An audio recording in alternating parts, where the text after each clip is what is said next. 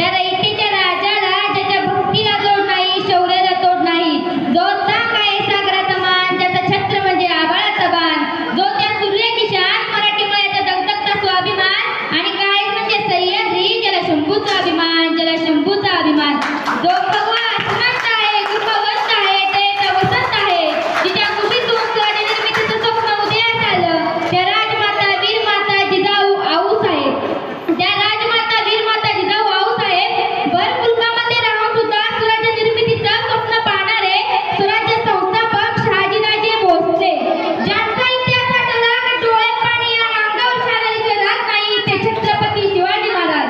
पित्याने निर्माण केलेल्या स्वराज्याचे नुसते रक्षणच केले नाही, तर पित्याने निर्माण केलेल्या स्वराज्याचे नुसते रक्षणच केले नाही, तर पित्याने निर्माण केलेला स्वराज्य दापटीने वाढवला, ते छत्रपती संभाजी महाराज, ते छत्रपती संभाजी महाराज. तो हम मराठे अंतिम किसी का नहीं करते, तो हम मराठे अंतिम किसी का नहीं करते, कारण संपणाऱ्या पोराला तलवारीची पाल म्हणतात आणि जे मरणाला घाबरत नाही त्यालाच मराठीची जात म्हणतात, त्यालाच मराठीची जात म्हणतात.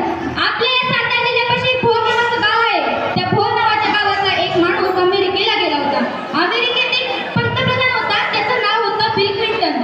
बिल क्लिंटनने विचारले, अरे बाबा तू कुठून आलास? तर त्या पोराला वाटलं, भोर नावाच्या गावाच्या पोराला वाटलं, अरे याला काय माहित आहे महाराष्ट्र म्हणजे काय आणि भोरचं तर काही लांबचाच विषय. म्हणून त्याने सांगितलं, आशिया नावाचा खंड आहे, आशिया नावाच्या खंडात भारत नावाचा देश आहे, भारत नावाच्या देशात महाराष्ट्र नावाचं राज्य आहे, महाराष्ट्र नावाच्या राज्यात सातारा नावाचा जिल्हा आहे आणि सातारा नावाच्या जिल्ह्यात भोर नावाचं गाव आहे. त्या गावातून मी आलोय.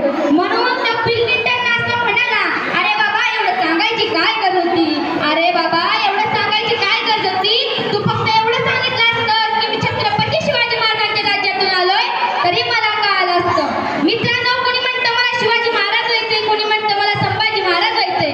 त्यांनी एक वाक्य नेहमी लक्षात ठेवा, ज्याला बाईची ताई कळाली तो मुक्ताईचा ज्ञाना झाला, ज्याला बाईची मैत्रीण कळाली तो राजाचा श्याम झाला, ज्याला बाईची पत्नी कळाली तो सीतेचा राम झाला आणि ज्याला बाईची आई कळली ना तो जिजाऊचा शिवबा झाला, तो जिजाऊचा शिवबा झाला.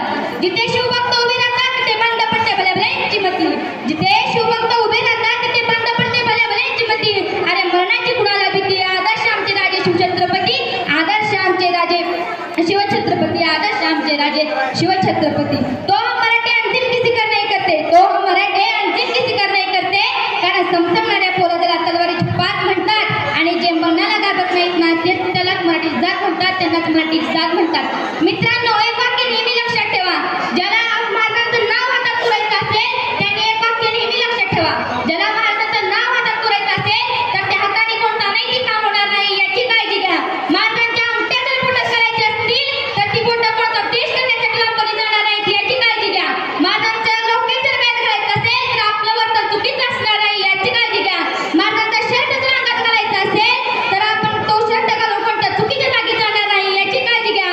आणि महाराजांचं नाव जर तोंडात घ्यायचं असेल तर तोंडात कोणता व्यसनी पदार्थ घ्यावे अशी माझी विनंती आहे. तर मित्रांनो,